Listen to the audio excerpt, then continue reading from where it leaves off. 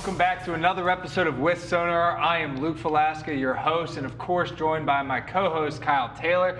Kyle, thanks for jumping on with me here. We've got a fantastic lineup today.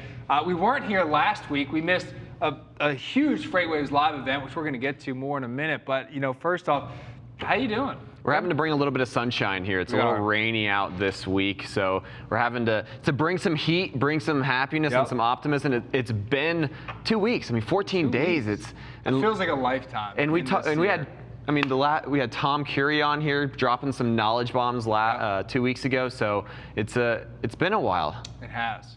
It So has been a while. I've grown a mustache since the last time. Yeah, what's going on with that, by the way? We got a no-show. Well, if you remember that, Tom kind of put me on blast and was like, if you don't know how to grow a beard like Tom, then you should probably sit down. So I had to grow a mustache. That's true. And yeah, you've done a lot more than I have. I've just been lazy. This right here took about 3 weeks to grow. So. Oh, good. I'm kidding. It was 4. But no, seriously.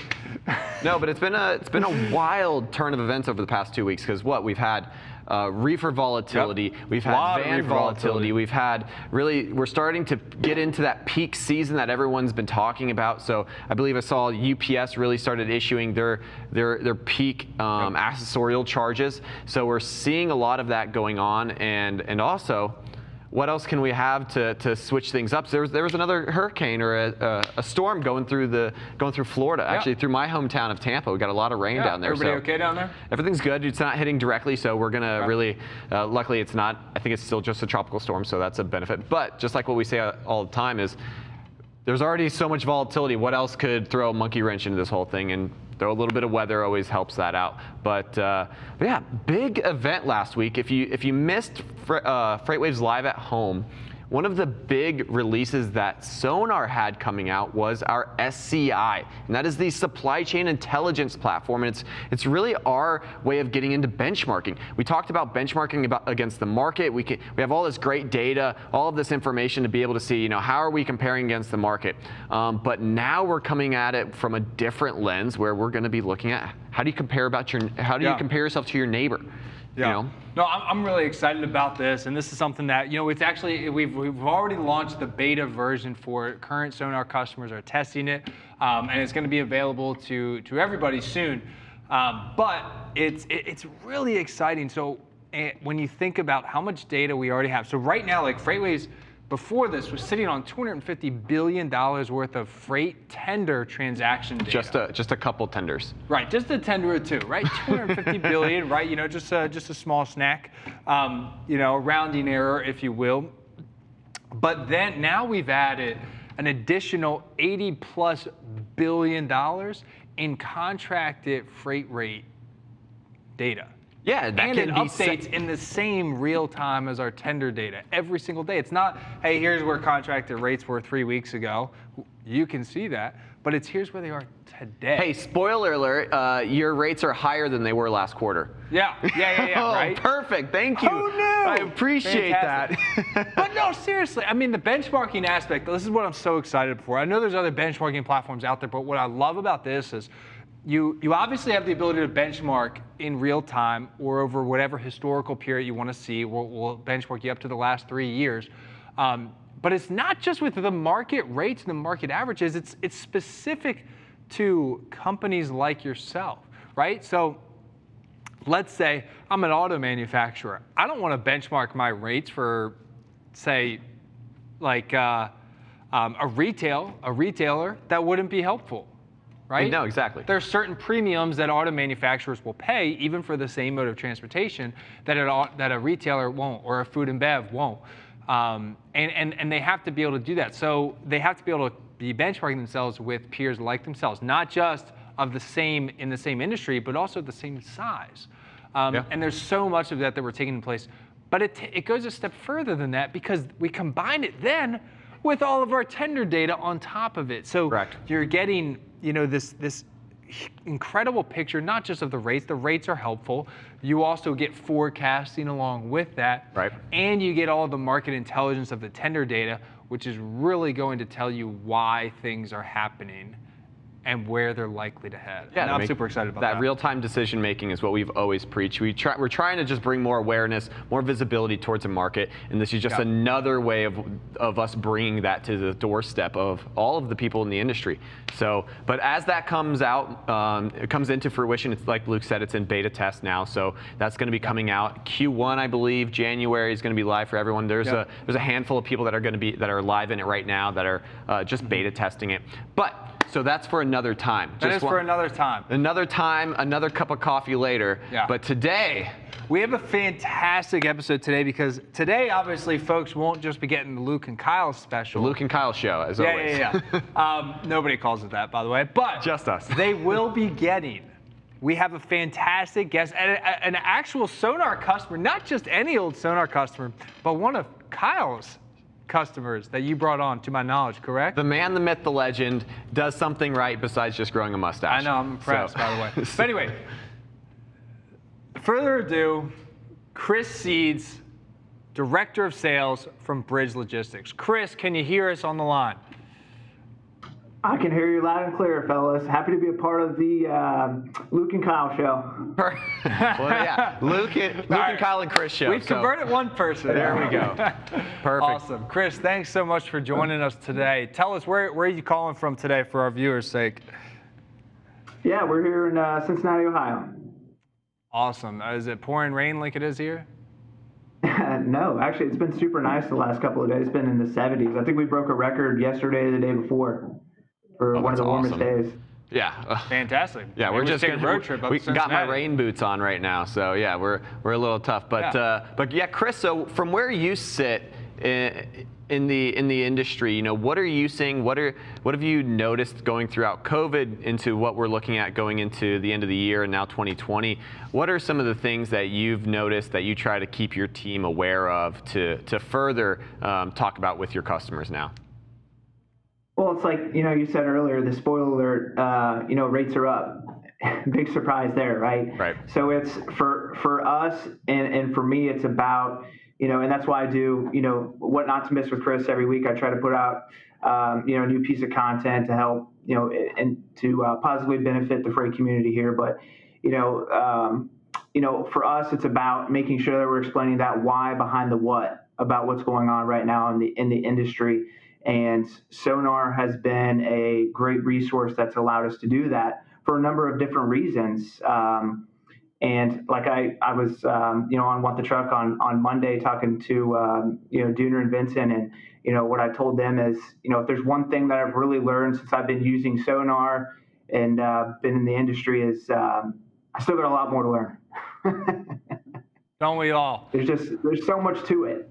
Yeah, and you've done something that I don't think Luke and I have done, and that's been on What the Truck. I don't think I've ever been on What the Truck. So, I have a What the Truck shirt, but I've never actually been on it. Yeah, no, exactly. So that's very impressive. And so, you know, the title of the conversation is about having conversations. How do we improve trust and have conversations with our customers and with, you know, something we talked about earlier, some of the new hires, because we're seeing, you know, the freight industry is just booming right now. There's up and to the right on volumes.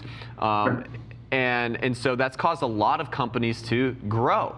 So, you know, from what you're experiencing, you know, how do you translate that conversation to someone who's maybe never been in the industry that now has to start talking the talk? Yeah, absolutely. And, you know, like you mentioned, we were talking earlier, and it's, you know, we are onboarding and we're hiring and we're trying to grow our sales team here, but we want to do it the right way. And, you know, for us, you know, I heard this quote the other day, you know, selling is a Broadway play performed by a psychiatrist. And what I mean by that is it's not necessarily just about jumping on the opportunity to answer a question, but it's a matter of sitting back, listening, and then, you know, once you have a clear understanding of, you know, what that customer, that prospect's need is, then at that point you're going in and you're trying to provide solutions. And, you know, that listening piece is really about, you know, developing that trust and having them know that you're hearing what they're saying. So it's, you know, for us, it's, here's what I said, here's what I'm saying, repeat it back to me, make sure you heard what I actually said. And the customer is the same way. You know, they want to be heard. And that's, you know, if you look at a lot of statistics, that's one thing the customers say that they don't get. They feel like they're not heard. And I feel like that's because a lot of people are just waiting to talk almost. Exactly. It's really hard for people to have that childlike curiosity. It's easier for me because I have 3 kids, and my 5-year-old, he'll ask me 100 questions a day, which I love. I love that curiosity that he has. But it's it's portraying that to other individuals here and within the industry, to have that childlike curiosity, to make sure you're asking those hard-hitting questions, to make sure that you're listening and not just reacting too soon. And for us, again, going back to Sonar here and onboarding and everything that we do, we really instill up front, with our reps here, it's, let's take a step back, let's listen, let's get deep into what they're doing, how they function. And at the end of the day, let's figure out together if we're going to be a good fit. And let's not try to force that, that fit upon anybody. If we're not a good fit for you, we'll straight up tell you, because we're not good at anything. As Kevin Hill says, the riches are in the niches, and we'll support that. We're not good at everything. We're not, but we are good at a number of different things. We move a lot of truckload freight here in the Midwest, and that's probably the majority of what we do, and we're really, really, really good at it, and we know that. And so we build into that every single day. But if we don't have a solution for you, happy to point you in a direction of somebody that might be better at it than we are, because we're not the best at everything, and we're the first to tell you that. Chris, I love that, and that's actually something that Tom's Curie said as well 2 weeks ago, and I think that's what separates a lot of these brokerages like yourselves, from some of the others that don't do that. Some try to be the experts in everything, and that's really an impossible task. They're afraid to say no. You mentioned something else earlier too, is utilizing Sonar to explain the why behind the what. Can you talk a little bit about that and how that's helping with maybe some of your conversations? Because like you said, newsflash, rates are up, right? Tell us about those conversations right now. Yeah, and what I've really been trying to do, and again, that's one of the reasons why I started doing What Not to Miss with Chris, because we were having, customer conversations, talking to sales reps, debriefing phone calls, listening in on, what the prospect and the customer wants. And that's that they have this thirst for information right now. They want to know why things are changing. And it's not enough in today's age to just be like, hey, rates are up because there's not enough trucks in the market. Well, what does that mean? What are you talking about? There's not enough trucks in the market. Well, let's look at U.S. custom imports. They're through the roof. Let's look at a number of different maritime views that Sonar has to offer to show that this is going to consist or continue, and that shipments are going to be up for the next 14 to 21 days, just bookings coming inbound. So just looking at that stuff, being able to forecast, looking at, the outbound tender rejection index compared to the outbound tender volume index, and to see as those volumes rise, so does the amount of freight being rejected, and breaking that down on a market level, breaking that down on a per equipment level. There's just so many different ways you can go about explaining that why that's better than, well, there's not enough trucks in the market, capacity's tight. Okay, well, what does that mean? Right, and I think that's really try to do. And that's a perfect conversation to try to promote why you need more volume. Why the customers that you're working with, hey, here's the why, here's why we're making these decisions, and this is also why we think we deserve to have a little bit more of a cut of the pie, because we're providing a great service. Have you noticed anything like that happening with some of your larger customers that are, hey, you're explaining this to us in a great way, we're going to give you a little bit more freight than we normally do? Yeah, so we're always trying to find new ways to inform the customer, be creative, customize that content.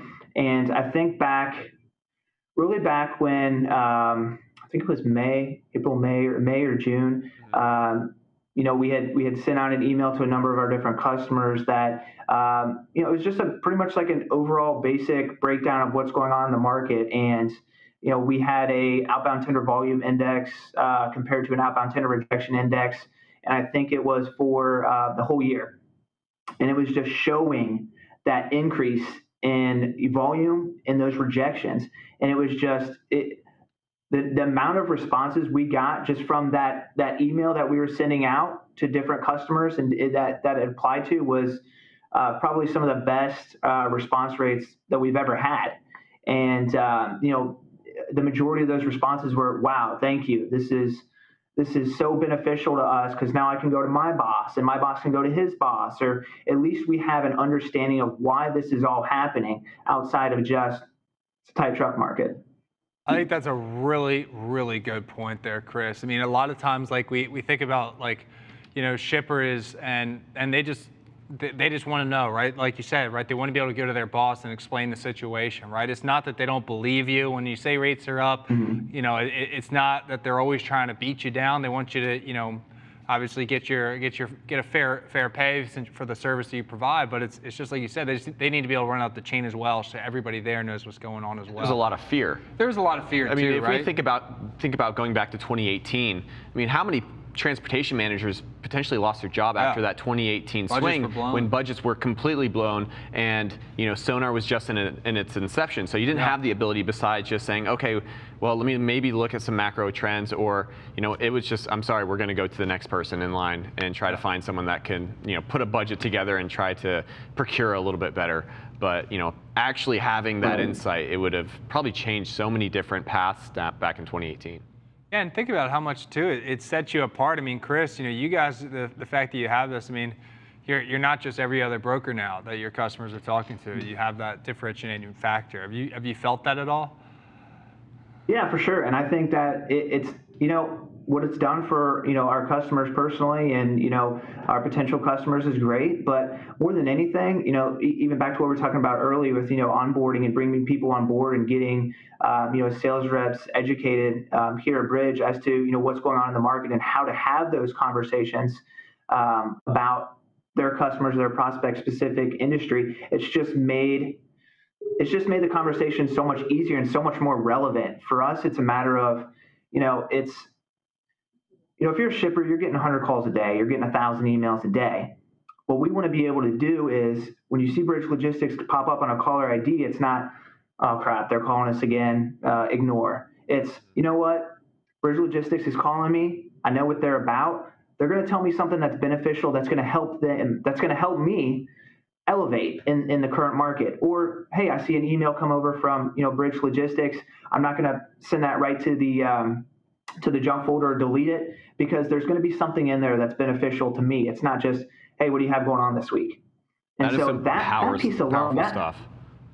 You can't put a dollar amount. Well, I guess you can put a dollar amount on, but right, we're in the business of making money. That's right. That's those lights behind you, man. I know there's a rent bill that comes with that office. Yep. Right. Oh no, that's perfect. Now, kind of back to the comments. Tom over here, who was with us 2 weeks ago, he said the same thing. Your customers today expect knowledge from their partners, so you better have your stuff together and better be prepared when things do go wrong. You have something to validate. Because at the end of the day, validation is probably the biggest thing. We all know it's the transportation industry. Trucks are going to fall off. There's going to be someone who decides to go get a better load somewhere else, and you're going to be left with the conversation to be had like, hey, I know I talked to you about 1,400, but it's actually going to be 1,550. Truck fell off. And so to actually be able to validate that, I think, is definitely key.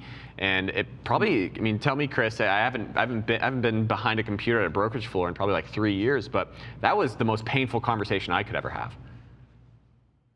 Yeah, absolutely. I mean, the last thing you want to do, especially if it's a new opportunity, is drop the ball there. And that's a really hard conversation to have. And we're talking about trust here. What's that do for trust? It's not good. But those things happen. I mean, they don't happen all the time, but they'll happen, hit or miss here. But there's certain factors in trucking you just can't control. But what you can control is the data and the information that supports it, and how you portray that information to a prospect or a customer. And having being powered with with Sonar is something that really helps us explain why things are the way they are, and why the truck fell off, and why it's hard to recover. If nothing else, it gives us that credibility. Chris, awesome. We're actually we're going to part ways here in a little bit, but before we do, I have to ask you an important question. I mean, obviously, between you and I think we've gotten to know each other here very well over this last 10-minute conversation. I think we can be honest, right? Kyle, probably the worst salesman in the world. Has to be. I'm just curious here, what made you want to buy Sonar from him? You know what? I think when you first started selling us, Kyle, you had the little pencil mustache going at the time. I think you even apologized for it. Oh, there it goes. I tell everyone every year. I showed a photo to someone today, actually, on a sales call from 3 years ago. The pencil mustache. Wow. It's gotten better. Trust me. but has it though? Hey, from here, it's really thickened up from here. Oh man. Thank you, Chris. I appreciate that, and I will recant everything that Luke just said. So. Perfect. So how long are you gonna keep it? End of the month, baby. End of the month. Okay. Sorry, Chris. Go ahead. In all seriousness, I think Kyle, one of the things that you did really well was you were able to demonstrate that ROI. I mean, and it was everywhere. And then I think you did a really good job of staying in front of us. Again, providing content that was relevant. I know that when we were going through the decision process in between.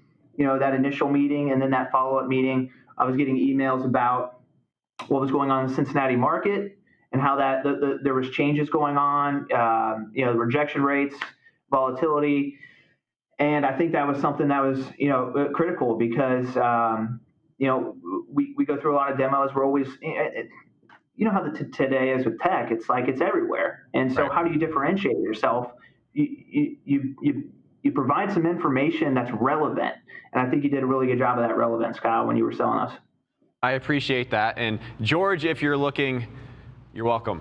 Thank you so much for that. And that's something that even from what you guys can experience as well. I think you just leave some breadcrumbs, and not every single one's going to hit, and not every phone call that your sales reps call, or reach out to someone they're going to get an answer. But if you can just leave some value, and that's something that we talk about with Sonar, just because there's so much of it, and I think that's everywhere. If you could just provide value without expecting something in return, I mean, eventually good things will happen.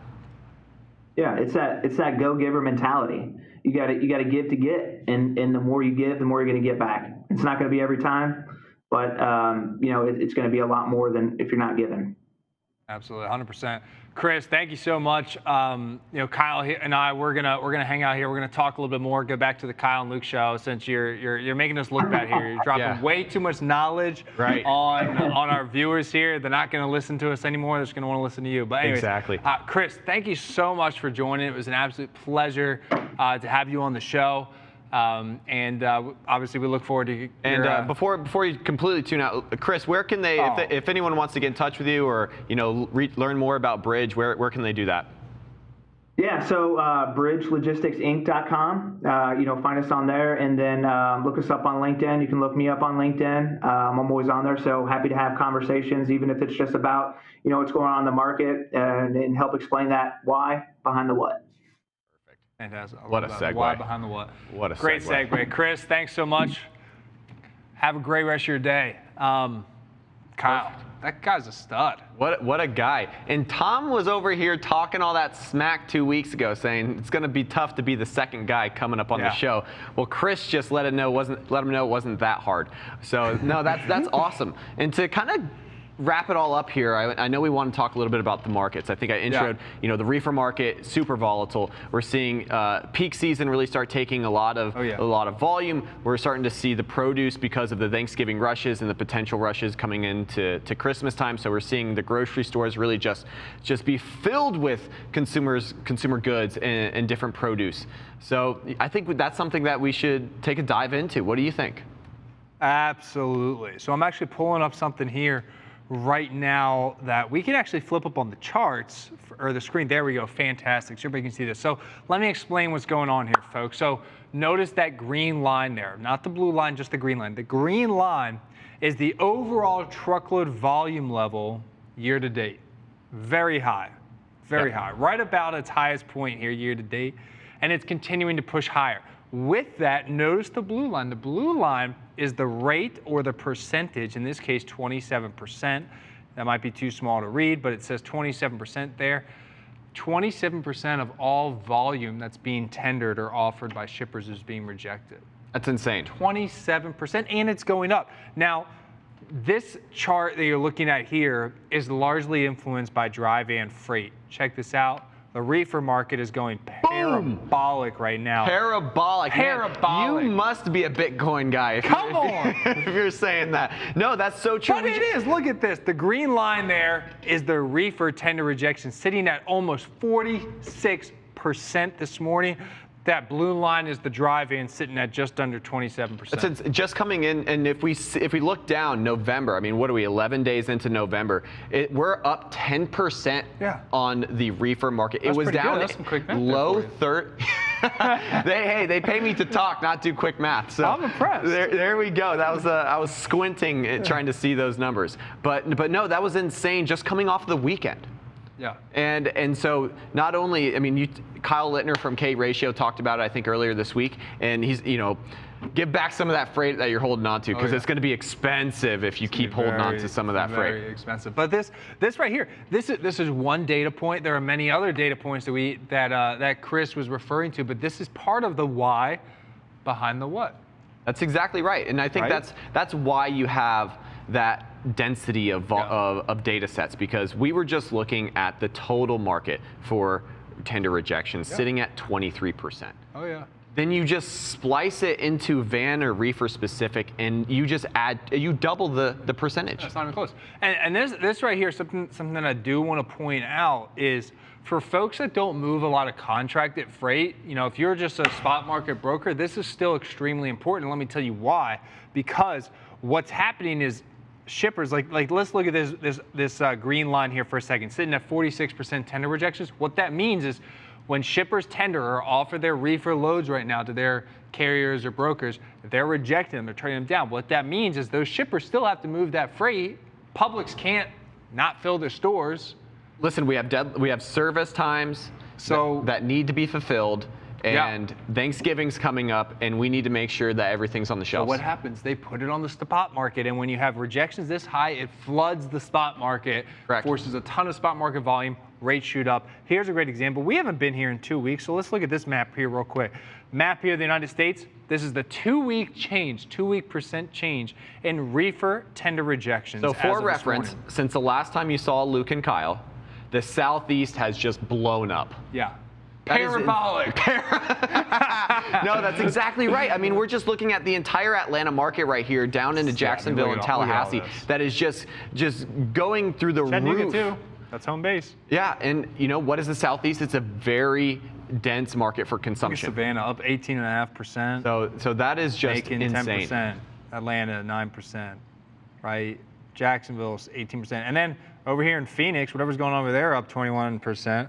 The red areas are obviously areas of cooling, and then the white areas are kind of level. That is insane. That is insane. Well, what a show.